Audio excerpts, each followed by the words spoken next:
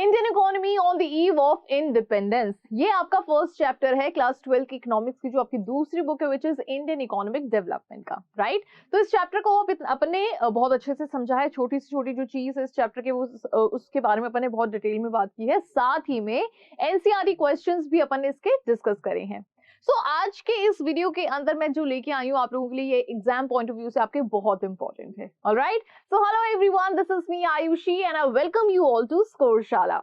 अब यहाँ पे आज मैं मोस्ट इंपॉर्टेंट क्वेश्चंस आप लोगों के लिए लेके आई हूँ। कुछ 18-19 क्वेश्चंस हैं जो कि पूरे चैप्टर को कवर किया है, और इन सभी क्वेश्चंस की मदद से आप इस चैप्टर को और अच्छे से समझ सकते हो। ओके, सो एक एक करके इन सभी क्वेश्चंस को अपन डिस्कस करेंगे। साथ ही में अगर आपको कहीं पे कोई डाउट होता है तो वो आप मुझसे कमेंट सेक्शन में पूछ सकते हो। ऑलराइट, तो चलिए इसका जो फर्स्ट क्वेश्चन है इसकी तरफ देखते हैं। सो डिस्कस दी इकोनॉमिक फीचर्स। हमें क्या डिस्कस करना है? इकोनॉमिक फीचर्स को हमें डिस्कस करना है of Indian economy prior to the advent of the British rule।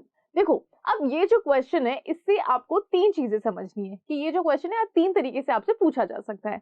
इस क्वेश्चन में डायरेक्टली आपसे पूछा है कि ब्रिटिश रूल से पहले इंडियन इकोनॉमी किस तरीके की थी, राइट। अब और किस तरीके से पूछा जा सकता है? तो अब ये क्वेश्चन आपसे पूछा जा सकता है कि ब्रिटिशर्स जब हमारी इकोनॉमी में थे तब हमारी इंडियन इकोनॉमी किस तरीके की थी। ठीक है, पहला पार्ट तो ये हो गया कि ब्रिटिशर्स से पहले इकोनॉमी कैसी थी, ब्रिटिशर्स जब थे तब इकोनॉमी कैसी थी, और फिर जब ब्रिटिशर्स चले गए इंडिपेंडेंस के बाद में तब हमारी इंडियन इकोनॉमी कैसी थी, यानी कि वो कैसी इकोनॉमी हम लोगों के लिए छोड़ के गए थे। ठीक है, तो ये तीन क्वेश्चंस जो है ये आप लोगों के सामने बन सकते हैं। फीचर्स आपसे इन तीनों क्वेश्चंस में पूछे जा सकते हैं इंडियन इकोनॉमी के। अभी क्योंकि इस क्वेश्चन के अंदर जब ब्रिटिशर्स नहीं आए थे उससे पहले हमारी इकोनॉमी किस तरीके की थी ये चीज आपसे पूछी है, तो इसको अपन डिस्कस करते हैं। ओके, तो हमें कहीं ना कहीं ये बहुत अच्छे से पता है कि हमारा देश किस नाम से जाना जाता था? सोने की चिड़िया नाम से जाना जाता था, राइट। अब ऐसा इसलिए है क्योंकि हम सभी सेक्टर्स के अंदर बहुत ज्यादा प्रॉस्परस थे, हम बहुत ज्यादा समृद्ध थे, हम वेल्दी थे, हमारे पास में नेचुरल रिसोर्सेज की कमी नहीं थी, हमारे पास में मेटल्स की कमी नहीं थी, हमारे पास में हर वो चीज थी जो कि दूसरे देशों में नहीं थी। ठीक है, तो इस वजह से हमको सोने की चिड़िया नाम से जाना जाता था। हमारी जो लैंड थी वो बहुत ज्यादा फर्टाइल थी, रॉ मटेरियल के मामले में हम बहुत ज्यादा समृद्ध थे। तो ये सारी चीजें थी, और इन सभी चीजों को देखते हुए ही तो ब्रिटिशर्स हमारे कंट्री की तरफ अट्रैक्ट हुए थे, और उन्होंने सोचा था कि यार ये एक ऐसा देश है जहाँ पे सारी चीजें हैं और बहुत ही अबंडेंट मात्रा में, बहुत अच्छी खासी मात्रा में है। तभी ब्रिटिशर्स हमारी कंट्री पे अट्रैक्ट हुए थे, फिर यहाँ पे वो आए थे, यहाँ पे वो बसे थे, और उन्होंने ऑलमोस्ट 200 साल तक यहाँ पे राज किया था। और जितना भी यहाँ पे हमारे पास में जो हमारी धन थी, हमारी दौलत, हमारे नेचुरल रिसोर्सेज, हमारे रॉ मटेरियल्स, उन सभी को एक्सट्रैक्ट उन्होंने किया और अपने देश का विकास किया। तो ये चीज अपन को, ये एक ब्लूप्रिंट है जो कि हमारे दिमाग में फिट है, राइट। तो अब अपन को यही बताना है कि हमारी इकोनॉमी शुरू में किस तरीके की थी। ये वो वाला फेज है जब सब कुछ बहुत अच्छा था, है ना। कहानी का एक फेज होता है ना कोई भी कहानी में, जैसे अपन मूवीज देखते हैं तो मूवीज में क्या होता है कि सब कुछ बहुत पहले अच्छा होता है, फिर एकदम से विलन आता है, फिर हीरो की एंट्री होती है, हीरो जो होता है वो विलन को मारता है और फिर वापस सब कुछ अच्छा हो जाता है। तो अभी अपन को ये बताना है कि जब विलन नहीं आया था तो उससे पहले कहानी किस तरीके की थी। ठीक है, तो इसका जो आंसर है इसको अपन देखते हैं। So India was a prosperous. देखो, अब यहाँ पे जिन जिन वर्ड्स पे आपको फोकस करना है उसको मैं राउंड मार्क कर दूंगी ताकि आपके दिमाग में वो चीज सेट हो जाएगी। Okay, so India was prosperous, India बहुत ही समृद्ध था, वेल्दी, हमारे पास में धन था, एंड इंडिपेंडेंट इकोनॉमी, और हम बहुत ही इंडिपेंडेंट थे। अब हमें, हमारे पास में इतना सब कुछ था कि हमें किसी पे डिपेंड रहने की जरूरत ही नहीं थी। तो हमारी जो इकोनॉमी थी वो बिल्कुल इंडिपेंडेंट थी। ठीक है, तो आपको तीन शब्द ध्यान रखते हैं, prosperous, wealthy and independent economy. So India was prosperous, wealthy and independent economy prior to the advent of the British rule. Agriculture was the main source of livelihood for the most people. तो उस time पे जितनी ज्यादा population हमारी थी उसमें से ज्यादा लोग कौन से सेक्टर पे बिलीव करते थे, कौन से सेक्टर के मदद से उनका पूरा जीवन चलता था? That was agriculture. ओके, ठीक है, ये चीज आपको ध्यान रखनी है। However, the country's economy was also characterized by various kinds of manufacturing activities. अब उस टाइम पे ऐसा नहीं है कि सिर्फ एग्रीकल्चर ही चलता था और कोई एक्टिविटीज होती नहीं थी। ऑफ कोर्स मैन्युफैक्चरिंग एक्टिविटीज होती थी लेकिन ज्यादा मात्रा में नहीं होती थी। Okay, India was mainly known for its handicrafts industries in the fields of cotton and silk textile, metal and precious stones work, etc. तो जब अपन इंडस्ट्रीज की बात कर रहे हैं तो उस टाइम पे इंडिया सबसे ज्यादा वेल नोन किस चीज के लिए था? अपनी हैंडीक्राफ्ट्स के लिए बहुत ज्यादा वेल नोन था। ठीक है। हमारे यहाँ के जितने भी राजा महाराजा थे वो सब हैंडीक्राफ्ट से उनको बहुत प्रेम था, और हमारा देश हैंडीक्राफ्ट्स की फील्ड के अंदर बहुत ही जाना माना हुआ था, ठीक है। और हैंडीक्राफ्ट्स के अलावा देखो यहाँ पे आपको इंडस्ट्रीज के ऑप्शन दिए, जैसे सिल्क टेक्सटाइल हो गया, मेटल, प्रेशियस स्टोन्स वगैरह में हम काफी ज्यादा हमारा नाम था, क्योंकि these products enjoyed a worldwide market due to their fine quality and the high standards of craftsmanship. अब हमारे पास में सभी चीजों की इतनी अच्छी क्वालिटी होती थी कि हम क्वालिटी के नाम से हम जाने जाते हैं, है ना। अब देखो हमें ये चीज बहुत अच्छे से पता है कि मार्केट में, जैसे अपन सपोज करो कि अपन गेहूं की बात करें, ठीक है, तो व्हीट बहुत लोग बेचते हैं, बहुत तरीके का लोग बेचते हैं, ठीक है, लेकिन हमेशा याद हम किसको करते हैं, उस इंसान को याद करते हैं जिसका गेहूं सबसे ज्यादा बेटर क्वालिटी का होता है, राइट। तो ये सारी चीजें ऐसा नहीं था कि सिर्फ हमारे देश में थी, नहीं, बहुत से देशों में ये सारी चीजों का भी इंडस्ट्रीज थी, वो लोग भी इस चीज का व्यापार कर रहे थे, लेकिन क्वालिटी जो सबसे फाइन क्वालिटी थी वो हमारे देश की थी, ठीक है, और जिसकी वजह से हम बहुत ज्यादा जाने माने थे। क्राफ्ट्समैनशिप, हमारे लोगों के अंदर बहुत स्किल्स थी इन सभी क्राइटेरिया के अंदर, तो वो अपना जो काम था वो बड़े ही बखूबी से और बहुत ही सुंदर तरीके से करते थे। ओके, चलिए अब नेक्स्ट क्वेश्चन जो है उसके तरफ अपन बढ़ते हैं। What was the aim of policies pursued by the British during the colonial rule? अब यहाँ पे ब्रिटिशर्स एंटर कर चुके हैं, कॉलोनियल रूल चल रहा है। कॉलोनियल एक्सप्लॉयटेशन के बारे में मैंने आपको बताया था, कॉलोनियल एक्सप्लॉयटेशन का मतलब क्या होता है। देखो एक्सप्लॉयटेशन का मतलब तो हम बचपन से पढ़ते आ रहे हैं, हमें पता है, ठीक है, इतनी इंग्लिश तो हमने पढ़ी है। कॉलोनियल का मतलब क्या होता है, बहुत से बच्चों को तो आपको पता होगा कि भाई कॉलोनियल का मतलब क्या होता है, लेकिन अगर आपको नहीं पता है कि किस कॉन्टेक्स्ट में हम यहाँ पे बात करें तो वो मैं आपको बता देती हूँ। तो जब भी थोड़ी सी पावरफुल कंट्री किसी लेस पावरफुल कंट्री को डोमिनेट करती है, उसको कंट्रोल करने की कोशिश करती है, तो उसे कॉलोनियल कहते हैं। अब यहाँ पे सिर्फ स्पेसिफाइड मैं कंट्री इसलिए कर रही हूँ क्योंकि यहाँ पे अपन ब्रिटिश, मतलब जो ब्रिटिशर्स आए थे इंडिया के ऊपर और उन्होंने जो कंट्रोल किया था, तो ये आप इस चीज को कनेक्ट कर पाओ। लेकिन यहाँ पे कोई भी पावरफुल इंसान भी अपन यहाँ पे एड्रेस कर सकते हैं जो कि लेस पावरफुल को कंट्रोल करे, ठीक है। तो कॉलोनियल का मतलब ये होता है कि आप अगर पावरफुल हो तो आप किसी लेस पावरफुल को कंट्रोल करोगे, that is what you call colonial. Okay, so colonial exploitation मुझे लगता है आप समझ चुके होंगे। तो उस टाइम पे ऐसी कौन सी इकोनॉमिक पॉलिसीज थी जो कि ब्रिटिशर्स ने लागू करी थी, ठीक है, तो ये अपने को जानना है। अब देखो जब मैं आपको इस चैप्टर को पढ़ा रही थी और जब अपन एनसीईआरटी क्वेश्चंस भी कर रहे थे, तो दो तीन चीजें जिसको मैं हमेशा हाईलाइट करती हूँ इस चैप्टर की और जिस पर मैं बहुत ज्यादा फोकस करती हूँ, वो ये है कि सबसे पहली चीज तो जो ब्रिटिशर्स थे उन्होंने हमारे यहाँ से नेचुरल रिसोर्सेज या फिर रॉ मटेरियल, अपन रॉ मटेरियल लेके चलते हैं, तो हमारे यहाँ से रॉ मटेरियल बहुत ज्यादा मात्रा में वो अपने देश में लेके गए थे, ठीक है। पहली चीज तो आप इस चीज का ध्यान रखना कि वो क्या करते थे कि उनको भी उनकी इकोनॉमी को डेवलप करना था और उनको उसके लिए किस चीज की जरूरत थी, उनको उस चीज के लिए बेस की जरूरत थी, और बेस हमेशा इंडस्ट्रीज का जो बेस होता है ना वो हमेशा रॉ मटेरियल्स को माना जाता है। तो रॉ मटेरियल्स के लिए वो पूरी तरीके से इंडिया में निर्भर थे, तो वो क्या कर रहे थे कि यहाँ से ज्यादा मात्रा में रॉ मटेरियल्स अपने देश में लेके जा रहे थे और फिर वहां पे अपनी इंडस्ट्रीज के अंदर उनको प्रोसेस करते थे, फिनिश गुड्स बनाते थे और फिर हमारे देश के अंदर वो बेचते थे, ठीक है।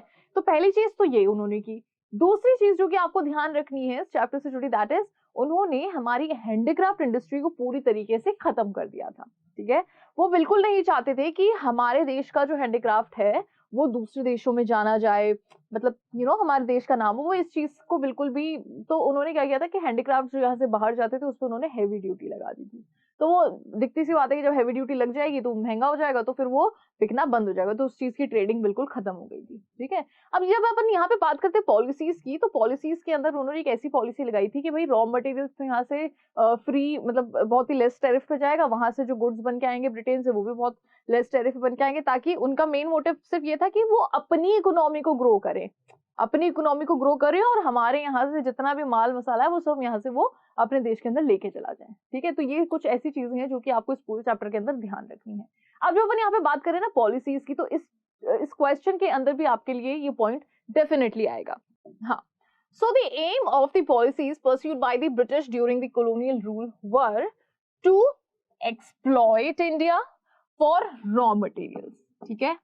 तो इंडिया को एक्सप्लॉइट करना किस चीज के लिए, रॉ मटेरियल्स के लिए, टू एक्सपेंड, ताकि वो क्या बढ़ा पाए, क्या किस चीज को एक्सपेंड कर पाए, ब्रिटिश मॉडर्न इंडस्ट्री बेस, ताकि वो अपने देश की या ब्रिटिश जो इंडस्ट्रीज थी उनको वो एक्सपेंड कर पाए। Okay, to protect and promote the economic interest of their home country. अब ऐसा इन्होंने ऐसा क्यों किया था? ताकि वो अपने होम कंट्री यानी कि जो ब्रिटेन है उसको मतलब सभी देशों के अंदर एक जाना माना देश बना पाए, है ना। तो अब वो उनका खैर पूरा का पूरा मोटिव ये था कि उनको किस चीज की जरूरत थी? उनको जरूरत थी इस चीज की, ठीक है। और वो इस चीज के लिए बिल्कुल भी इंडिया के बारे में तो बिल्कुल नहीं सोच रहे थे, वो सिर्फ और सिर्फ अपने देश के बारे में सोच रहे थे। अब उसके लिए उनको जिस भी हद तक जाना था वो गए, ठीक है। और वो चीज हमें पता है बहुत अच्छे से, राइट। आगे बढ़े नेक्स्ट क्वेश्चन की तरफ। Question number 3 which says right a short note on commercialisation of agriculture during the British rule. अब ब्रिटिश रूल, वापस हम ब्रिटिशर्स के रूल के बारे में ही बात कर रहे हैं। तो उस टाइम पे कमर्शियलाइजेशन किस चीज का था, क्या था, ये अपन से यहाँ पे पूछा गया है। और यहाँ पे भी स्पेसिफाई कर दिया गया है कि we are talking about the agriculture over here, so commercialisation of agriculture. अब देखो यहाँ पे ना इस आंसर की तरफ बढ़ने से पहले मैं आपको वापस से रिकैप करवा देती हूँ। तो हर क्वेश्चन जो है ना उसके आगे मैं आपको थोड़ा सा उसके लिए उसका ब्रीफ दे देती हूँ, ताकि आपको ना मतलब ऐसे आप कंफ्यूज ना हो और जो भी अपन ने पढ़ा है ना वो वापस से एकदम से आपके दिमाग में क्लिक हो जाए, ठीक है। तो जो भी क्वेश्चन हम यहाँ पे कर रहे हैं उससे पहले मैं थोड़ा सा उसके कॉन्टेक्स्ट में थोड़ा सा मैं आप लोगों को बताना चाहूंगी जो भी अपना आंसर है, ठीक है। फिर अपन ऑब्वियसली आंसर पे तो स्विच करेंगे ही। तो देखो एग्रीकल्चर जो होता है ना, ये मैं आपको हमेशा से समझाती हूँ कि एग्रीकल्चर हमेशा उस टाइम पे दो तरीके से होता था। एक होता था सब्सिस्टेंस के लिए और एक होता था कमर्शियलाइजेशन के लिए, ठीक है। सब्सिस्टेंस का मतलब क्या होता है कि ऐसे सेक्टर के अंदर जो फार्मर है वो खेती कर रहा है सब्सिस्टेंस के लिए, मतलब वो खेती कर रहा है अपने परिवार के लिए और अपना पेट भरने के लिए, ठीक है। उसको मार्केट से कोई लेना देना नहीं है। और इस तरीके की जो फार्मिंग होती है उसको अपन सब्सिस्टेंस फार्मिंग कहते हैं, ठीक है। वापस से बता रही हूँ, तो सब्सिस्टेंस फार्मिंग वो फार्मिंग होती है जिसके अंदर किसान जो है वो खेती कर रहा है खुद का पेट भरने के लिए और खुद के परिवार का पेट भरने के लिए, दैट्स इट। उसको मार्केट से कहीं कोई लेना देना नहीं है, ना ही वो सरप्लस मार्केट में जाके बेचता है, ना ही उसको कोई प्रॉफिट से मतलब है, कुछ नहीं। सिर्फ वो खेती कर रहा है ताकि वो अपने परिवार का पेट भर सके, दैट्स इट। अब आ जाओ कमर्शियलाइजेशन पे। सो कमर्शियलाइजेशन के अंदर क्या होता है, या तो कैश क्रॉप्स का कल्टीवेशन किया जाता है, या फिर जिस भी क्रॉप का कल्टीवेशन किया जाता है वो इस मोटिव से किया जाता है कि उसको मार्केट में बेचा जा सके, उसको मार्केट में सेल आउट किया जा सके, और जो भी सरप्लस है, जो भी प्रॉफिट है, वो अर्न मतलब उसको वो अर्न करे ज्यादा से ज्यादा फार्मर, ठीक है। तो दो तरीके की एग्रीकल्चर होता है, for subsistence and for commercialisation. अब यहाँ पे जब इस क्वेश्चन के अंदर अपन स्पेसिफाई कर रहे हैं दैट कमर्शियलाइजेशन ऑफ एग्रीकल्चर, तो इसके अंदर इस चीज पे फोकस किया गया है कि ब्रिटिशर्स सिर्फ ये चाहते थे कि आप यानी कि जो इंडियन फार्मर्स हैं वो खेती तो करें, लेकिन सिर्फ किसकी खेती करें? सिर्फ और सिर्फ कैश क्रॉप्स की खेती करें। किसकी खेती करें? सिर्फ और सिर्फ कैश क्रॉप्स की खेती करें। अब कैश क्रॉप्स क्या होती हैं? तो कैश क्रॉप्स वो क्रॉप होती है जिसको मार्केट में बेचा जाता है। तो आप कहोगे कि मार्केट में तो भाई सभी तरीके के क्रॉप्स बेचे जाते हैं, मतलब if you are doing cultivation for commercialisation, तो जो भी आप यहाँ पे उगा रहे हो वो सब मार्केट में बेचोगे। पर यहाँ पे क्योंकि हम ब्रिटिशर्स के पॉइंट ऑफ व्यू से चल रहे हैं, तो यहाँ पे वो पता है क्या चाहते थे कि आप इंडिगो की खेती करो, कॉटन की खेती करो, सिल्क की खेती करो, पता है इन सब चीजों की खेती करो जिससे को वो एज अ रॉ मटेरियल खुद के देश में लेके जा सके। तो ये पता है क्या करते थे, ये इनका ऐसा था कि भाई ज्यादा से ज्यादा फार्मर्स को कैश क्रॉप्स के उगाने के लिए हमें एनकरेज करना है। तो वो क्या करते थे कि जो कैश क्रॉप्स उगाएगा उसको हम ज्यादा से ज्यादा पैसा देंगे, ठीक है। तो ये उन्होंने एक तरीके से चाल चली। तो हमारे बेचारे भोले सभी फार्मर्स उन्होंने सबने सोचा कि यार ठीक है पैसे मिल रहे हैं और ज्यादा से ज्यादा पैसा कमाने के लिए अच्छी हमें खेती करनी है, तो वो सब कैश क्रॉप्स की तरफ बढ़ने लगे। फिर एक पॉइंट ऐसा आ गया कि कैश क्रॉप्स ही सब उगा रहे हैं, तो जो फूड ग्रेन्स होती हैं उसकी यहाँ पे सप्लाई बहुत ही कम हो गई थी, और फूड ग्रेन्स के क्राइटेरिया के अंदर फिर हमें दूसरे देशों से फिर वो इम्पोर्ट करने पड़ रहे थे, ठीक है। तो वो मतलब पूरी की पूरी जो सिचुएशन थी वो बहुत ज्यादा वर्स्ट हो गई थी। सो कमर्शियलाइजेशन ऑफ एग्रीकल्चर की जब हम बात करते हैं that too in British rule, तो आपको कैश क्रॉप ध्यान रखनी है और इसके अंदर भी इंडिगो, कॉटन, सिल्क, इन सब का आपके बारे आपको ध्यान रखना है। If you are not talking about the British rule, तो फिर आप यहाँ पे ऐसे crop, I am not talking about specifically cash crop over here, फिर आप यहाँ पे जो भी क्रॉप का कल्टीवेशन कर रहे हो वो फिर आप उसी पर्सपेक्टिव से करो कि उससे आप मार्केट में मतलब उसका जो भी सरप्लस है उसे आप मार्केट में बेच के आप अपना प्रॉफिट अर्न करोगे। पर अगर अपन बात करें ब्रिटिश रूल की, तो यहाँ पे अपन उन कैश क्रॉप्स की बात करेंगे जिसको वो अपने देश लेके गए थे, यानी कि ब्रिटेन लेके गए थे एज अ रॉ मटेरियल, ठीक है। तो मुझे लगता है कि ये चीज आपको क्लियर हो गई होगी। अब इसका जो आंसर है उसकी तरफ अपन थोड़ा सा देख लेते हैं। So generally commercialisation of agriculture implies production of crops for sale. तो कमर्शियलाइजेशन ऑफ एग्रीकल्चर का मतलब क्या है कि हमें ऐसी क्रॉप्स का प्रोडक्शन करना है जिसको हम सेल करें, कहाँ पे, मार्केट के अंदर, rather than for self consumption. तो यहाँ पे सेल्फ कंजम्पशन के लिए हम प्रोडक्शन नहीं कर रहे हैं, यहाँ पे हम मार्केट के लिए प्रोडक्शन कर रहे हैं when we talk about the commercialisation of agriculture. और यही इसकी जगह पे अगर अपन सबसिस्टेंस की बात कर रहे होते तो फिर वो हम सेल्फ कंजम्पशन के लिए हम उसके अंदर कल्टीवेशन करते हैं। ठीक है, तो ये सबसे पहली चीज तो यही होता है कि इन दोनों के बीच का जो डिफरेंस है ना वो आपको क्लियर होना बहुत ज्यादा जरूरी है। Next, however during British rule के दौरान it acquired a different meaning. अभी मैंने आपको बताया था कि ब्रिटिश रूल के दौरान कमर्शियलाइजेशन ऑफ एग्रीकल्चर का एक अलग ही अपना मतलब था। Commercialisation of agriculture took place only in a few productive areas and it basically becomes commercialization of crops। तो ब्रिटिश रूल के दौरान जो कमर्शियलाइजेशन था वो सिर्फ स्पेसिफिक एरियाज के अंदर था, स्पेसिफिक क्रॉप्स के लिए था कि आप सिर्फ इन्हीं क्रॉप्स, अगर आप कमर्शियलाइजेशन के अंदर स्विच कर रहे हो तो आपको सिर्फ इन्हीं क्रॉप्स का कल्टीवेशन करना है। ठीक है, the British used to offer high prices. अभी मैंने आपको बताया था कि ब्रिटिशर्स क्या करते थे, वो बहुत ही भारी कीमत देते थे उन फार्मर्स को जो कि कैश क्रॉप की खेती किया करते थे, to the farmers for producing cash crops rather than for food crops. Okay, so British government use these cash crops as a raw material. तो ये जो कैश क्रॉप होती थी, ब्रिटिश गवर्नमेंट इसका क्या करती थी, उसको as a raw material use करती थी। कहाँ की इंडस्ट्रीज के लिए, ब्रिटेन की इंडस्ट्रीज के लिए। ठीक है, देख रहे हो कितने समझदार थी। Now, in another words, British government exploited Indian agriculture to serve the base of their modern industries। अगर दूसरे शब्दों में कहें तो ब्रिटिश गवर्नमेंट क्या कर रही थी, वो अपनी इंडस्ट्रीज को एक्सपेंड करने के लिए हमारे देश को एक्सप्लॉइट कर रही थी। ठीक है, तो ये ध्यान रहेगा आपको। चलिए क्वेश्चन नंबर 4 की तरफ बढ़ते हैं। Where was the zamindari system implemented by British in India? Discuss its features। तो जो जमींदारी सिस्टम था सबसे पहले तो इंडिया के अंदर वो कहाँ इंप्लीमेंट किया गया था और उसके क्या क्या फीचर्स थे। तो इंप्लीमेंट कहाँ किया गया था वो अपन देख लेते हैं, उसके फीचर्स क्या थे, क्या था जमींदारी सिस्टम, इसके बारे में मैं थोड़ा सा आपको ब्रीफ कर देती हूँ। ठीक है ना, तो जमींदारी सिस्टम एक ऐसा सिस्टम होता था एग्रीकल्चर के अंदर ही जिसके अंदर जमींदार होते थे। ठीक है, और वो उनकी खुद की जमीन को रेंट पे छोटे किसानों को दे दिया करते थे कि भाई तुम यहाँ पे मेहनत करो, तुम यहाँ पे खेती वेती करो और बदले में हम तुम्हें क्या कर देंगे, हम तुम्हें थोड़ा बहुत पैसा ऐसा दे देंगे या फिर हम तुम्हें ग्रेन्स दे देंगे। ठीक है, और जितना भी रेंट होता था पूरी जमीन का वो खुद लेते थे, जमींदार खुद लेते थे और थोड़ा सा अमाउंट गवर्नमेंट को दे देते थे।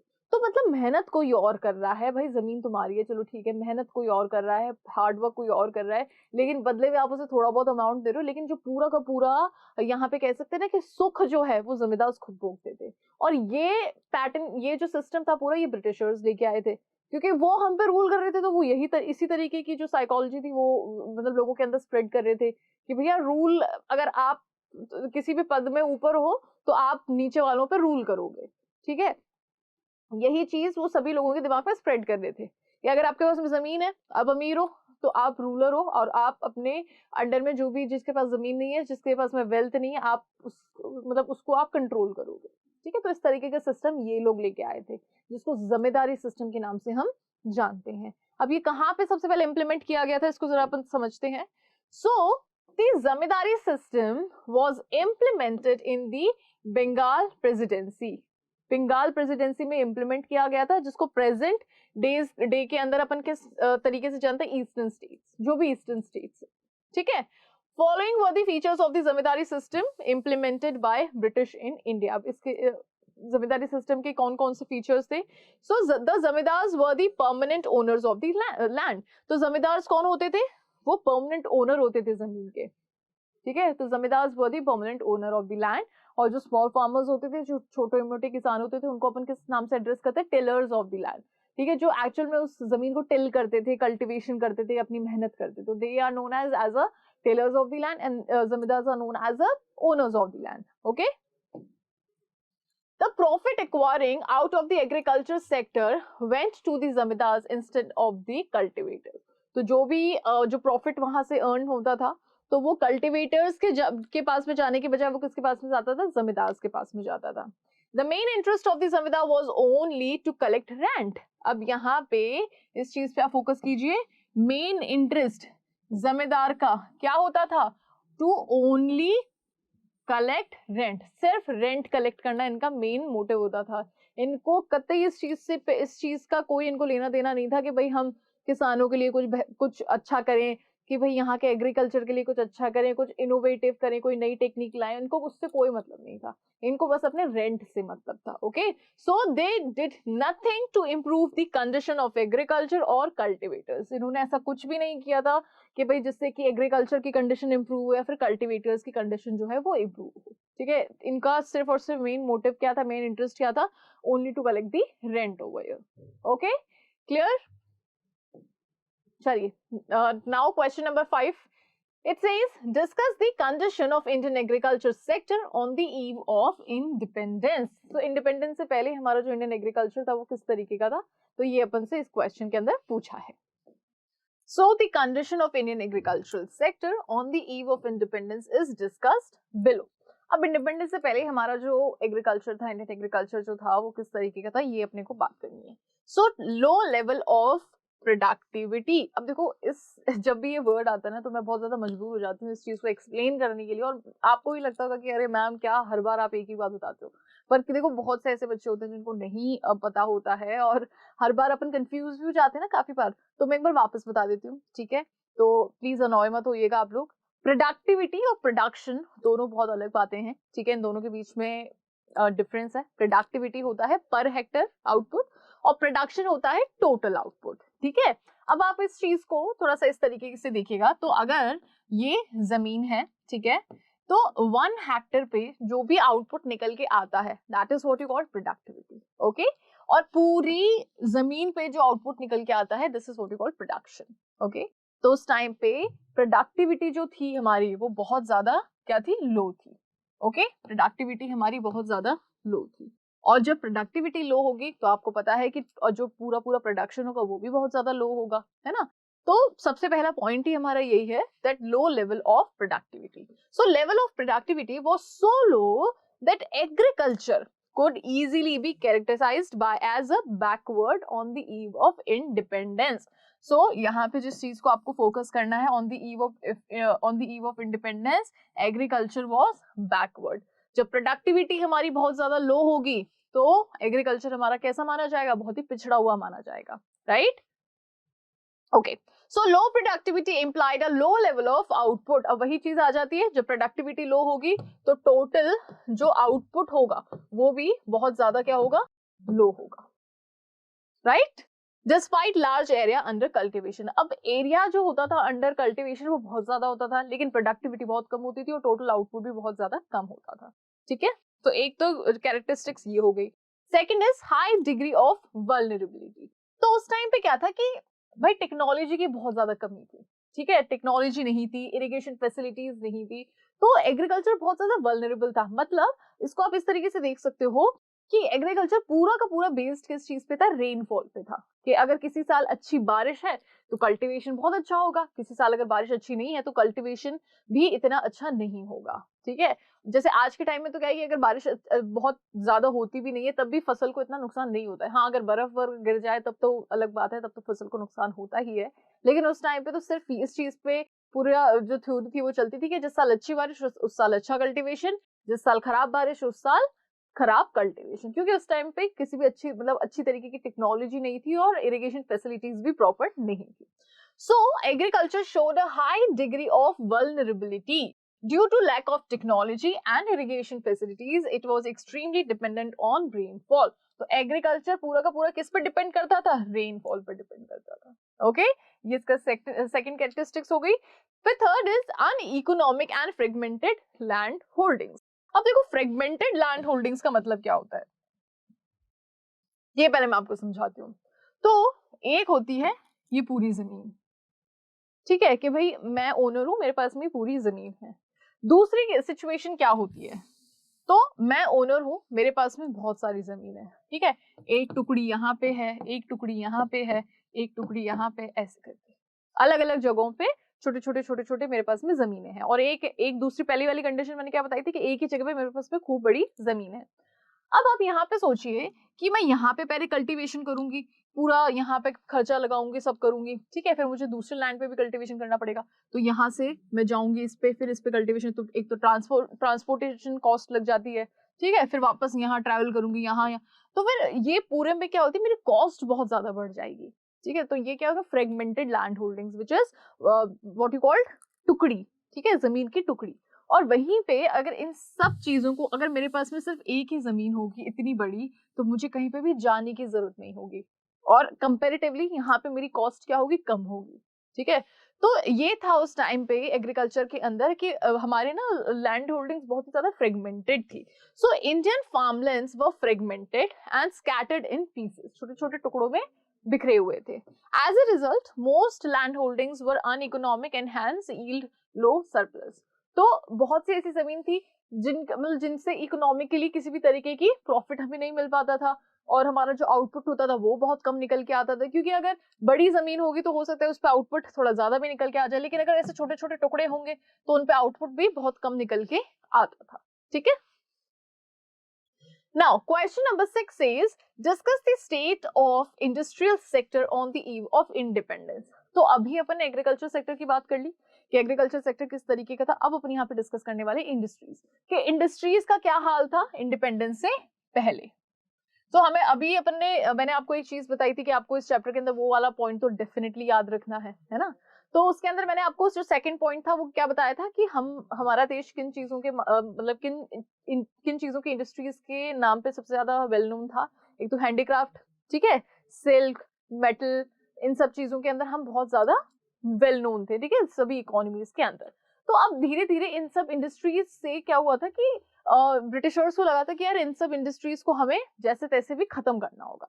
तो उन्होंने धीरे धीरे करके सबसे पहले तो टारगेट किया हैंडीक्राफ्ट को। तो हैंडीक्राफ्ट के एक्सपोर्ट पे उन्होंने बहुत ज्यादा ड्यूटी लगा दी, और फिर वो वहां से अपने देश के अंदर जो मशीन से बनाते थे ना, वो जो भी गुड्स बनाते थे उसको, मशीन मेड गुड्स को हमारी कंट्री में वो बहुत ही कम कीमतों में बेचते थे। तो हमारा जो हैंडीक्राफ्ट था कुल मिलाकर के वो क्या होने लग गया, खत्म होने लग गया, ठीक है। तो ये पॉइंट आपको ध्यान रखना है। So the state of industrial sector on the eve of independence is discussed below. सबसे पहला पॉइंट ही यही है, the decay of handicraft industry. Clear? So the traditional handicraft industry in India was an important industry. जो पुराने जमाने की जो handicraft industry होती थी ना इंडिया के अंदर, वो बहुत ही इंपॉर्टेंट इंडस्ट्रीज होती थी ऑफ प्री ब्रिटिश पीरियड, ठीक है, मतलब ब्रिटिश पीरियड से पहले। British misrule in India led to the decline of Indian handicrafts. जैसे ही ब्रिटिश लोग आए हमारी कंट्री के अंदर, उन्होंने रूल करना स्टार्ट किया, वैसे ही सबसे पहले हमारा जो जो हमारी हैंडीक्राफ्ट इंडस्ट्री थी वो डिक्लाइन होना स्टार्ट हुई।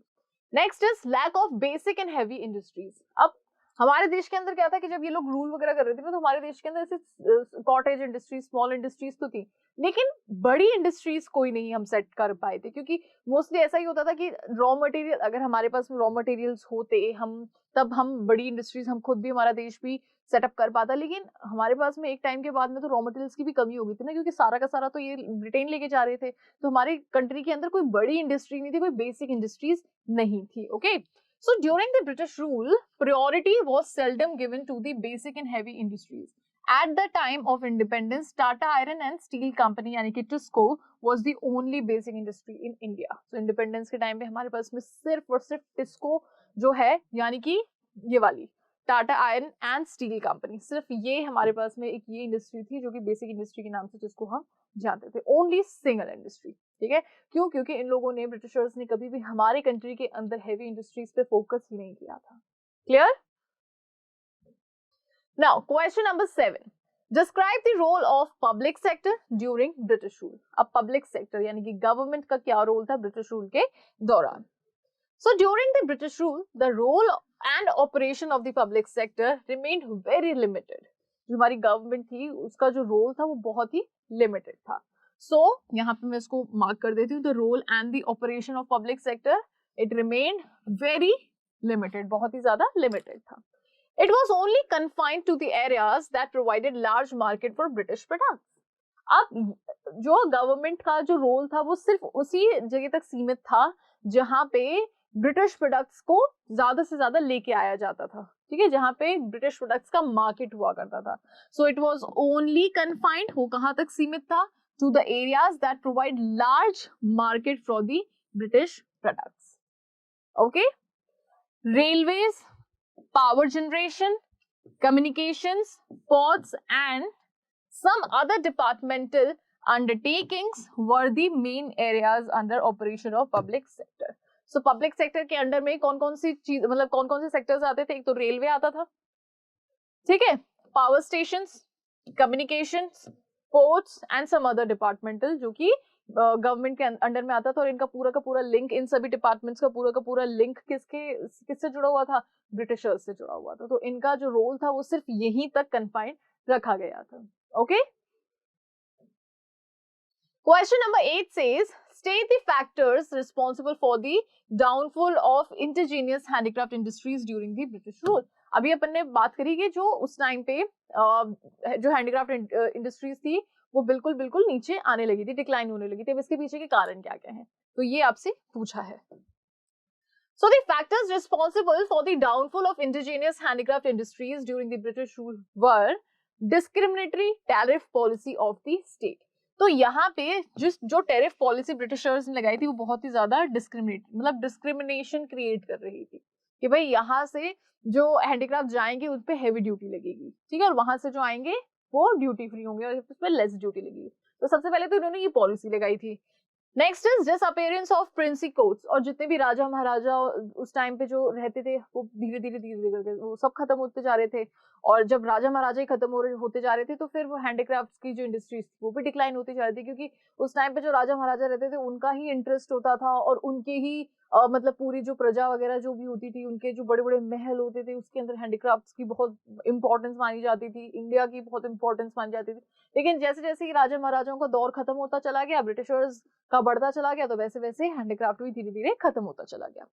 Next is competition from machine made products. अब यहाँ के हैंडीक्राफ्ट प्रोडक्ट्स की जो कॉम्पिटिटर था वो कौन था? मशीन मेड प्रोडक्ट्स, ठीक है. तो अब मशीन से जो प्रोडक्ट्स बनेंगे, जो गुड्स बनेंगे, वो दिखती सी बात है वो कम समय में बनेंगे, सस्ते होंगे. और वहीं हैंडीक्राफ्ट जो मतलब हैंड से जो क्राफ्ट हो रहा है ना, वो उसमें थोड़ा समय भी लगेगा क्योंकि हाथ से काम किया है, बहुत ही प्रिसाइज वर्क होता है. तो उसके अंदर थोड़ा सा क्या होगा कि उसकी जो प्राइस होगी वो भी थोड़ी ज्यादा होगी. और ये तो ह्यूमन टेंडेंसी है, जो चीज सस्ती होती है लोग उसकी तरफ ज्यादा अट्रैक्ट होते हैं, ठीक है. New patterns of demand. अब लोगों की डिमांड बदल गई थी. लोग ये डिमांड कर रहे थे कि यार हम तो सस्ती चीज खरीदेंगे जो, और वो भी मशीन से बनी हुई. तो लोगों का जो डिमांड पैटर्न था वो चेंज होने लग गया था. तो जब डिमांड ही नहीं करेंगे उस चीज की तो वो बनना भी कम हो जाएगी. Correct. Introduction of railways in India. और फिर रेलवे इंट्रोड्यूस हो गया था इंडिया के अंदर. तो जब रेलवे इंट्रोड्यूस हुआ तो ज्यादा से ज्यादा मात्रा में दूसरे देशों से यहाँ पे सामान आने लगा. तो लोगों के पास में अब चॉइसेस बढ़ गई थी, और जैसे ही चॉइसेस बढ़ गई तो उनका खुद के देश की जो चीज थी उसको वो बिल्कुल नकारने लगे. ओके,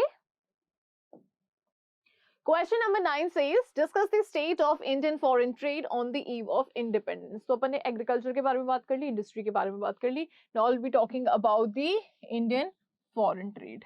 इंडियन फॉरेन ट्रेड का क्या हाल था इंडिपेंडेंस से पहले. Okay, so the state of Indian foreign trade on the eve of independence is discussed below. Owing to the colonial exploitation of Indian economy, India became net exporter of raw materials and primary products.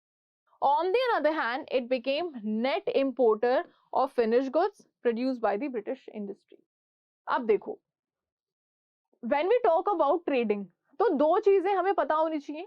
Trading के अंदर जो सबसे दो important elements होते हैं, एक होता है एक्सपोर्ट और दूसरा होता है इंपोर्ट. सो जब हमारे देश से कोई वस्तु जाती है किसी दूसरे देश के अंदर, मतलब हम किसी को बेच रहे हैं, देन दैट इज एक्सपोर्ट. और जब हम किसी दूसरे देश से खरीद रहे हैं, and this is what you called import. ठीक है, तो हमारे पास में क्या था, बहुत ही ज्यादा मात्रा में रॉ मटेरियल था. तो ब्रिटिशर्स क्या करते थे कि हमारे यहाँ का रॉ मटेरियल लेके जाते थे और इंपोर्ट क्या करते थे और खरीदते, मतलब दूसरे देशों से क्या लेके आते थे, दूसरे देशों से फिनिश गुड्स लेके आते थे. ठीक है, और दूसरे देशों से मतलब है कि वो खुद के ही देश में गुड्स बनाते थे, यहाँ से रॉ मटेरियल लेके जाते थे, खुद के देश के अंदर मैन्युफैक्चरिंग करते थे और फाइनल गुड्स को वो यहाँ पे सेल आउट करते थे। तो अब आप देखो, नेट एक्सपोर्टर किसके थे? रॉ मटेरियल के और प्राइमरी प्रोडक्ट्स के। तो या तो आप रॉ मटेरियल कह लो या प्राइमरी प्रोडक्ट्स कह लो, इट्स द सेम थिंग। तो नेट एक्सपोर्टर वो रॉ मटेरियल के थे, और इंपोर्ट क्या करते थे? इंपोर्ट करते थे फिनिश गुड्स, जो कि कहाँ पे प्रोड्यूस होती थी? ब्रिटिश इंडस्ट्री के अंदर जो प्रोड्यूस हुआ करते थे। ठीक है, तो ये पॉइंट आपको ध्यान रहेगा। बस आपको ये चीज ध्यान रखनी है कि नेट एक्सपोर्ट हम क्या कर रहे थे? हम फिनिश गुड्स, या सॉरी, हम नेट एक्सपोर्ट क्या कर रहे थे? तो हम एक्सपोर्ट कर रहे थे रॉ मटेरियल्स, या फिर आप इसको और किस नाम से जानते हैं? Primary product. और इंपोर्ट हम क्या कर रहे थे? तो फिनिश गुड्स का हम इंपोर्ट कर रहे थे, जो कि कहाँ पे बनते थे? ब्रिटिश इंडस्ट्री के अंदर बनते थे। ठीक है, तो इस पॉइंट का आपको बस इतना सा ध्यान रखना है। Next, during the British regime, India's export exceeded its import. तो ब्रिटिशर्स के दौरान हमारा जो एक्सपोर्ट था वो ज्यादा था, किससे? इंपोर्ट से। और एक्सपोर्ट जो हो रहा था उससे इंडिया को किसी चीज का भी कोई फायदा नहीं था, क्योंकि जैसे आज क्या होता है कि आज अगर हम कोई चीज बेचते हैं तो हमें पैसे मिलते हैं, राइट? तो इंडिया से सामान बेचा जा रहा था, रॉ मटेरियल, जो कि बहुत ही अच्छी क्वालिटी का होता था, तो उसको बेचा जाता था। जो भी पैसे आते थे वो ये ब्रिटिशर्स क्या करते थे कि वो खुद की एडमिनिस्ट्रेशन में उन पैसों को लगा देते थे, या फिर कुछ जो भी वॉर वगैरह लड़ते थे तो उस चीज को वापस से बैलेंस करने के लिए उन पैसों को ये खर्च करते थे। मतलब आप एक चीज सोचो कि इंडिया का सामान ये लोग बेच रहे हैं, और जो पैसे आ रहे हैं वो इंडिया में ही नहीं लगा रहे हैं, यहाँ के डेवलपमेंट में नहीं लगाया उन्होंने खुद के ही जो, मतलब मैं देखो इस चीज को भी नहीं अपन नकार सकते कि उन्होंने इंडिया के अंदर बिल्कुल डेवलपमेंट नहीं किया। ऑफ कोर्स रेलवेज वो लेके आए थे, पूरा का पूरा एडमिनिस्ट्रेशन वो लेके आए थे, बहुत ऐसी ऐसी देन है ब्रिटिशर्स की जो कि आज हमारे लिए बहुत इंपॉर्टेंट है।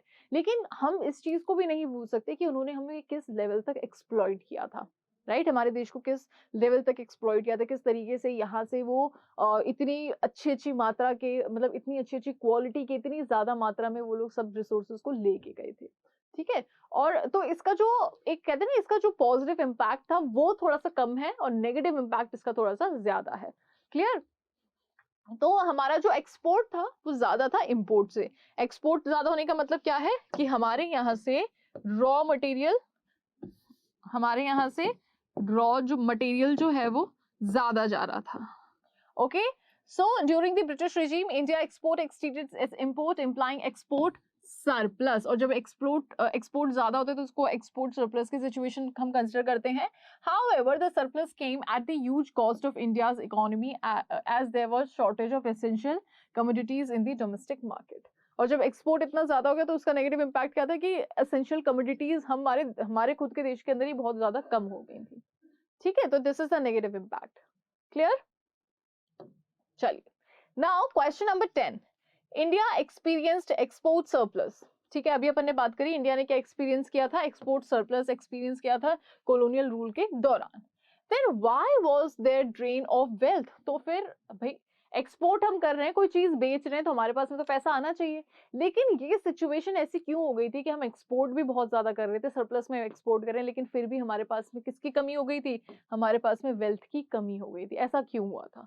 From India during the same period, मतलब उसी पीरियड के अंदर हम अगर हम कोई चीज बेच रहे हैं तो हमारे पास में तो पैसे ज्यादा आने चाहिए ना, लेकिन हमारे पास में वेल्थ की कमी क्यों हो गई थी उस पीरियड के दौरान? तो दिस इज द क्वेश्चन। बहुत ही बढ़िया क्वेश्चन और बहुत ही इंपॉर्टेंट क्वेश्चन है, काफी बार पूछ भी लिया गया है आपके एग्जाम के अंदर, तो इस चीज को आपको ध्यान रखना है। Okay, so throughout the colonial period, India's foreign trade experienced the generation of large export surplus.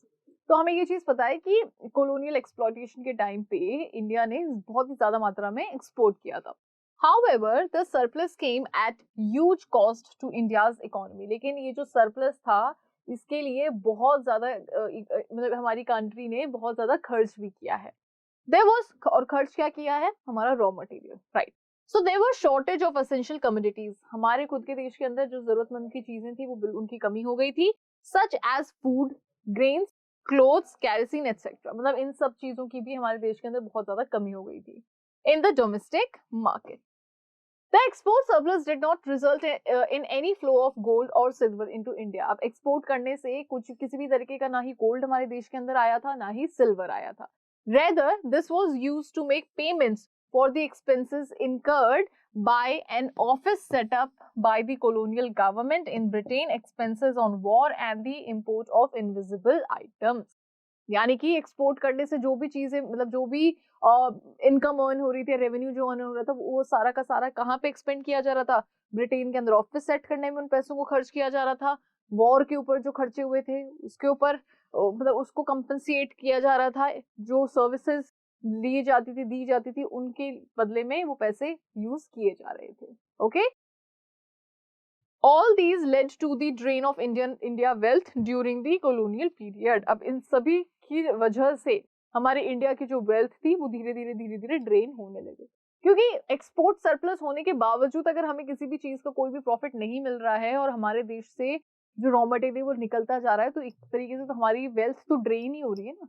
Okay, so this is the thing of this question. चलिए, question number 11 says, explain the role of Suez Canal in intensifying British control over India's foreign trade. तो यहाँ पे Suez canal का क्या role रहा in India's foreign trade, ये आपसे पूछा है। चलिए, तो Suez canal is an artificial waterway running from north to south across the isthmus of Suez in north and eastern Egypt. तो आपको पता है कि सुएज कैनाल क्या है? So it's a waterway running from north to south, ठीक है। So north से साउथ की तरफ एक वाटरवेज है जो कि आ रहा है, और किसके थ्रू आ रहा है ये, मतलब किस चीज को क्रॉस करते हुए आ रहा है? So across isthmus of Suez in north eastern Egypt. Okay, it connects Port Said on the Mediterranean sea with the Gulf of Suez.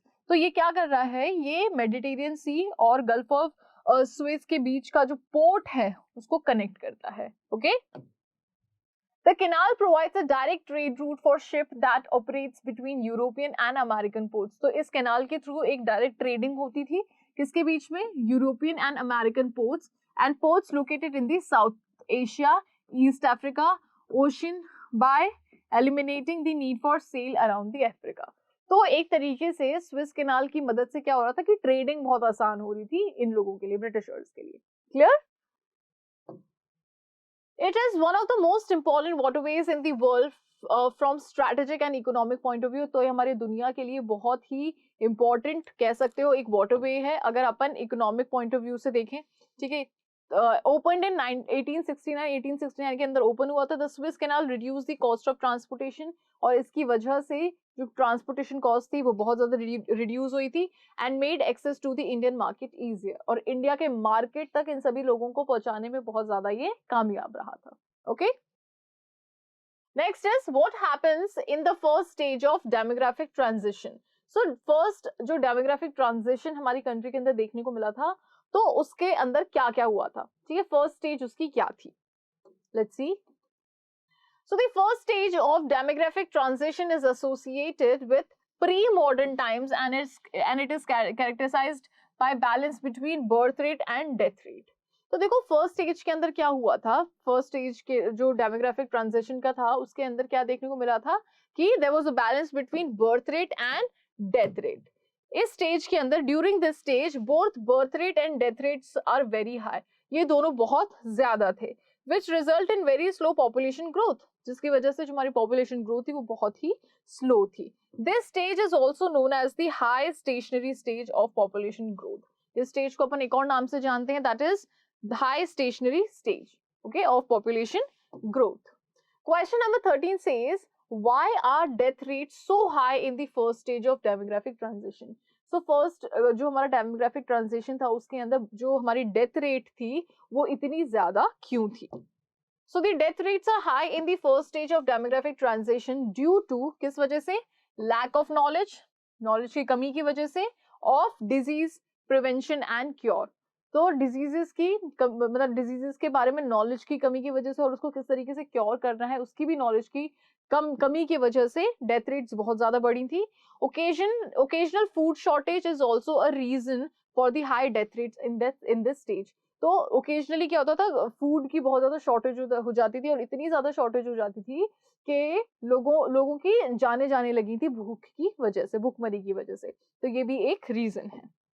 Question number 14 says state in brief the demographic profile of India under British rule. अब British rule के दौरान India का demographic profile किस तरीके का था ये अपने को बताना है। So the demographic profile in India under British rule was as below. The overall literacy rate was less than 16%.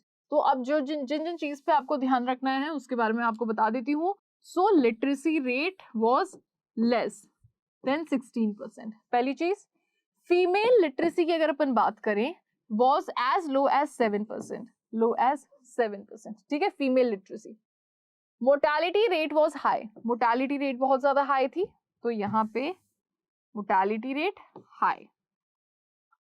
infant mortality rate was 218 per 1000. Okay, infant mortality rate भी आप देख सकते हो कितनी ज्यादा थी. Life expectancy was only 44 years. Average age उस time पे क्या थी लोगों की? सिर्फ और सिर्फ 44 ईयर्स. एक्सेसिव पॉवर्टी प्रिवेल्ड, गरीबी बहुत ज्यादा थी, हद से भी ज्यादा थी गरीबी उस टाइम पे. ठीक है. Question number 15 says the real motive behind infrastructural development in India was not to provide basic amenities to the people but to subserve various colonial interests. Do you agree? Give reason. देखो, हमें ये पता है कि Britishers यहाँ पे कुछ ना कुछ इंफ्रास्ट्रक्चर लेके आए थे, कुछ उन्होंने यहाँ पे डेवलप किया था. अब इसके पीछे उनका ये मोटिव तो बिल्कुल भी नहीं था कि भैया उन्हें इंडिया को डेवलप करना है. नहीं, उनका मेन मोटिव क्या था कि वो सारे काम कर रहे थे जिससे कि उनके देश को फायदा हो. अब उसके लिए अगर इन लोगों को रेलवेज लाने की जरूरत पड़ी तो वो रेलवे भी लेके आ गए. रोड्स वगैरह बनाने की जरूरत पड़ी, रोड्स ब्रिजेस, तो उन्होंने वो भी किया. कम्युनिकेशन लाने की जरूरत पड़ी तो ये वो भी लेके आए. टेक्नोलॉजी लाने की जरूरत पड़ी तो ये वो भी लेके आए. तो इनका कहीं पे भी ये नहीं था कि भाई हम इंडिया के लिए ये सब कर रहे हैं. नहीं, इनका सिर्फ मोटिव बिल्कुल क्लियर था कि इनको ये अपने देश का विकास करना है. ठीक है, तो ये चीज आपको ध्यान रखनी है. So basic infrastructure such as railways, ports, water transport, post and telegraph developed under the British rule. तो ये सारी चीजें जो हैं वो ब्रिटिश रूल के दौरान डेवलप हुई थी. However, the intention was not to provide amenities. तो इंटेंशन तो ये कतई नहीं था कि भाई इंडिया को हम ये सारी फैसिलिटीज प्रोवाइड करवा रहे हैं, बिल्कुल भी नहीं, टू द पॉपुलेशन. बट लेकिन इनका क्या था? But to satisfy colonial interest. इनका जो इंटरेस्ट था बस इनको वो चीज पूरी करनी थी. Okay. The infrastructural development during British rule and the motives behind them are mentioned below. अब यहाँ पे किस किस तरीके का इंफ्रास्ट्रक्चर डेवलपमेंट ये लोग लेके आए थे और उसके पीछे का मोटिव इनका क्या था, तो ये अपन देखते हैं. सो रोड्स, सबसे पहले अपन बात करते हैं रोड्स की. तो roads were built primarily to serve the purpose of mobilising the army within India and drawing out raw materials from the countryside to the nearest railway stations or the port exports. तो यहाँ पे roads क्यों लेके आए? Roads इसलिए लेके आए कि पहली चीज तो भाई आर्मी के लिए व्यवस्था हो जाए, दूसरी चीज रॉ मटेरियल्स का जो एक्सपोर्ट करना होता था, दूसरे रेलवे स्टेशन तक लेके जाना होता था या फिर कहीं पे भी लेके जाना होता था, तो उसके लिए थोड़ा सा वो इजी हो जाए. तो इनका मोटिव बिल्कुल क्लियर था. तो सबसे पहले तो आर्मी को मोबिलाइज करने के लिए इधर से उधर जाने के लिए रोड की जरूरत थी इनको, और दूसरी चीज रॉ मटेरियल्स क्योंकि हमारे देश से लेके जाते थे तो इनको थोड़ी सी दिक्कत होती थी, तो फिर यहाँ पे ये लोग रोड की फैसिलिटी लेके आए थे. रेलवेज की बात करते हैं. So railways were introduced in India in 1850. ध्यान रखना, रेलवेज कब इंट्रोड्यूस हुए थे? 1850 के अंदर. अब क्यों हुए थे? To assist British industries in widening their market for their finished goods. अब ये इसलिए रेलवेज इसलिए लेके आए थे ताकि रेलवेज की मदद से ये अपने देश से फिनिश गुड्स हमारे मार्केट में लेके आ सके. ठीक है, और हमारे मार्केट के अंदर खुद के जो गुड्स हैं उनको वो सर्कुलेट कर सके. The aim of developing postal and telegraph. अब अपन यहाँ पे बात करने वाले हैं पोस्टल की और टेलीग्राफ्स की. तो यहाँ पे इसका एम क्या था? Just to enhance the efficiency of British administration, ताकि ये अपने ब्रिटिश एडमिनिस्ट्रेशन की जो एफिशिएंसी उसको और ज्यादा एनहांस कर सके. इसलिए ये लोग क्या लेके आए थे यहाँ पे? पोस्टल्स एंड टेलीग्राफ्स. ठीक है, आगे बढ़े क्वेश्चन नंबर 16 पे. तो मुझे लग रहा है यार अभी तक अपन ने जितने भी क्वेश्चंस किए हैं वो सारे आप कहीं ना कहीं, अगर आपने वो सभी वीडियोस देखे जो अपन ने इस चैप्टर को पढ़ते वक्त बनाए थे या फिर उनको अपन ने समझे थे, अगर आपने वो सारे वीडियोस देखे ना तो आपको अभी तक तो किसी भी क्वेश्चन में कोई दिक्कत नहीं आई होगी. इस चीज की तो गारंटी बनी होती है क्योंकि ये सारी चीजें अपन ने कवर की है ना. तो अभी जो 2-4 क्वेश्चन और बचे हैं इनको भी अपन कंप्लीट कर लेते हैं, फिर स्विच कर जाएंगे अपन नेक्स्ट चैप्टर पे. ठीक है, चलिए. So question number 16, it says, how can you say that there were growing regional variations in the occupational structure of India during British rule? देखो occupational structure का क्या मतलब होता है? So occupational structure के अंदर 3 sectors आते हैं, primary, secondary and tertiary. हमारी जो पूरी population है, ठीक है, हमारी जो पूरी population है वो किस तरीके से इस सेक्टर में, इस सेक्टर में और इस सेक्टर में डिस्ट्रीब्यूटेड है. This is what you called occupational structure. So how can you say that there was growing regional variations? अब आप इस चीज को कैसे कह सकते हो कि regional variations बढ़ रहे थे into the occupational structure of India during the British rule? तो British rule के दौरान regional variations किस तरीके से बढ़ रहे थे occupational structure के अंदर? This is what the question is. So growing regional variations in the occupational structure of India during British rule are evident from the facts given below. Okay, अब यहाँ पे कुछ facts हैं, इन facts को देखने के बाद में हम ये चीज कह सकते हैं कि regional variations बढ़ रहे थे. So parts of Madras Presidency, Bombay and Bengal witnessed a decline in the share of workforce dependent on the agricultural sector. So यहाँ पे तीन जगहों के को यहाँ पे इन्होंने point out किया है. एक तो मद्रास प्रेसिडेंसी, बॉम्बे एंड बंगाल. तो यहाँ पे इन तीनों जगह पे क्या था, किस चीज का डिक्लाइन हो रहा था? Decline workforce dependent on agriculture sector. तो एग्रीकल्चर सेक्टर से जो लोग मतलब एग्रीकल्चर सेक्टर से जो भी जुड़े हुए थे, एग्रीकल्चर सेक्टर का डिक्लाइन हो रहा था इन तीनों जगहों पे. And increase in the share of workforce in the manufacturing and the service sector. और इन तीनों जगह पे किसका मतलब कौन सा सेक्टर बढ़ रहा था? मैन्युफैक्चरिंग यानी कि secondary sector and tertiary sector. So agricultural sector यहाँ पे क्या हो रहा था? इन तीनों जगहों पे बहुत ज्यादा डिक्लाइन हो रहा था, कम होता जा रहा था. वहीं पे दूसरी तरफ in the states such as Odisha, Rajasthan, Punjab, there had been increase in the share of workforce dependent on the agriculture. तो इन तीनों स्टेट्स के अंदर क्या हो रहा था? एग्रीकल्चर से जुड़ी हुई जो वर्कफोर्स था वो बढ़ रहा था ड्यूरिंग द सेम पीरियड, और बाकी जो दो सेक्टर्स थे उनका इतना वर्कफोर्स नहीं बढ़ पा रहा था. Okay. Question number 17. Describe the positive impact of British rule on the Indian economy. So Indian economy पे ब्रिटिशर्स का पॉजिटिव इम्पैक्ट क्या था? ऐसी कौन कौन सी पॉजिटिव चीजें थी जो कि वो इंडिया में दे के गए हैं, तो वो आपसे पूछा है. So introduction of railways. सबसे पहली चीज तो रेलवेज उन्होंने इंट्रोड्यूस करी थी, जिसके बारे में आज अपन मतलब कितना कुछ बोल सकते हैं, कितना कुछ लिख सकते हैं. और हमें ये भी पता है कि अगर रेलवेज बिल्कुल खत्म कर दें तो भाई कितने लोगों की नौकरियां जाएंगी, कितने लोग बिल्कुल ऐसे हो जाएंगे कि यार अब हम एक जगह से दूसरी जगह पे कैसे जाएं. ठीक है, तो बहुत से लोगों के जीवन में तो रेलवे आप ये समझ लीजिए कि रोजमर्रा का एक पार्ट हो गया है. किसी दिन अगर कोई ट्रेन नहीं चले तो उनके जीवन हिल जाता है पूरा. तो रेलवेज आज हमारे लिए बहुत इंपॉर्टेंट है, राइट. तो introduction of railways enable people to undertake long distance travels, enhance break geographical and cultural barriers. तो आप दूर की भी जो मतलब दूर दूर डेस्टिनेशंस पे भी आप इजीली जा सकते हो. ठीक है, जोग्राफिकल और कल्चरल बैरियर्स जो है वो भी अब खत्म होने लगे हैं रेलवेज की मदद से. फिर अपन यहाँ पे बात करते हैं कमर्शियलाइजेशन की. तो इन्होंने क्या किया था? एग्रीकल्चर को कमर्शियलाइज कर दिया था. So commercialisation of agriculture widened the scope of primary sector activities.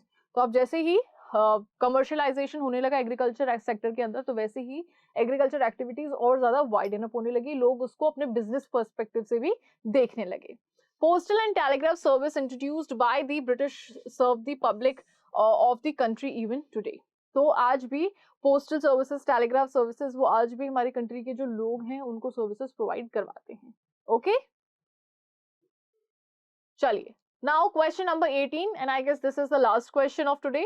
Briefly state the position of agriculture, industry and foreign trade on the eve of independence. तो यहाँ पे आपको पोजीशन बतानी है. इंडिपेंडेंस से पहले किसकी पोजीशन? एग्रीकल्चर की क्या पोजीशन थी, इंडस्ट्री की क्या पोजीशन थी और फॉरेन ट्रेड की क्या पोजीशन थी. This is what you have to tell. Okay. So the position of different sectors on the eve of independence is stated below. सबसे पहले एग्रीकल्चर की अपन बात करते हैं. So agricultural sector was burdened with surplus labor. So agriculture sector के ऊपर किसका burden था? बहुत ही ज्यादा मात्रा में लेबर का, क्योंकि हमें पता है कि हमारी जो पॉपुलेशन उसके ज्यादा से ज्यादा लोग एग्रीकल्चर सेक्टर से जुड़े हुए हैं. तो एग्रीकल्चर सेक्टर पे बर्डन था किसका? सरप्लस लेबर का. And there was low productivity, और जो प्रोडक्टिविटी थी वो बहुत ज्यादा लो थी. जब प्रोडक्टिविटी लो होगी तो दिखती सी बात है आउटपुट लो होगा, जब आउटपुट लो होगी तो इनकम लो होगा, इनकम लो होगी तो इन्वेस्टमेंट लो होगा. तो पूरा का पूरा ये विशियस सर्कल उसी तरीके से चलता है. ठीक है, तो एक तो ये चीज हो गई. फिर इंडस्ट्री की अगर अपन बात करें तो there was lack of modern industry. Modern industry की बहुत ज्यादा कमी थी. Capacity building and public investment. तो मॉडर्न इंडस्ट्री की कमी थी, कैपेसिटी बिल्डिंग की कमी थी, पब्लिक इन्वेस्टमेंट की कमी थी. ठीक है, तो इसी वजह से इंडस्ट्रीज भी ग्रो नहीं कर पाई थी. फॉरेन ट्रेड की अपन अगर बात करें तो India became the net supplier of raw material. हमें पता है कि इंडिया क्या बन के रह गया था? नेट सप्लायर कह लो या फिर यहाँ पे आप नेट एक्सपोर्टर भी कह सकते हो. ठीक है, तो इंडिया क्या बन के रह गया था, नेट सप्लायर और net exporter of raw material and consumer, consume क्या कर रहा था, finished industrial products from Britain, ठीक है, और कंज्यूम ज्यादा से ज्यादा क्या कर रहा था, फिनिश गुड्स को कंज्यूम कर रहा था ब्रिटेन से। तो ये भी चीज आपको ध्यान रखनी। तो एग्रीकल्चर भी आपको यहाँ पे बता दिया कि क्या कंडीशन थी, इंडस्ट्रीज की कंडीशन भी आपको बता दी है, और फॉरेन ट्रेड की भी कंडीशन आपको बता दी है। So this is the crux of the chapter. मतलब दो लाइन में आपका यहाँ पे ये खत्म कर दिया है, ठीक है। तो ये कुछ बहुत ही इंपॉर्टेंट क्वेश्चंस थे from your first chapter obviously. इसके अलावा भी अगर आपको ऐसा लगता है कि यार मैम ये वाला क्वेश्चन भी इंपॉर्टेंट हो सकता है इस चैप्टर में से, तो वो आप मुझे कमेंट सेक्शन में बता सकते हो। और इसके अलावा अगर आप कोई भी ऐसा क्वेश्चन है जो कि आपको नहीं समझ में आया है, या फिर कोई ऐसा कॉन्सेप्ट है जो कि नहीं समझ में आया है, तो वो भी आप मुझसे आसानी से पूछ सकते हो कमेंट सेक्शन के अंदर। साथ ही में ये मुझे जरूर बताइएगा कि आपको अच्छा वीडियो कैसा लगा। अगर अच्छा लगा है तो ऑफकोर्स वीडियो को लाइक करना, चैनल को सब्सक्राइब करना, शेयर कर दो, ठीक है, ताकि आप अपना तो भला करो, साथ में और भी आप अपने दोस्तों का, अपने क्लासमेट्स का भला कर पाओ, ठीक है। तो ऐसे ही कुछ और वीडियोस के लिए आपको जो बेल आइकन है वो प्रेस करना होगा, ताकि आपको आगे आने वाले वीडियोस की नोटिफिकेशंस मिलती रहे। Okay, thank you so much.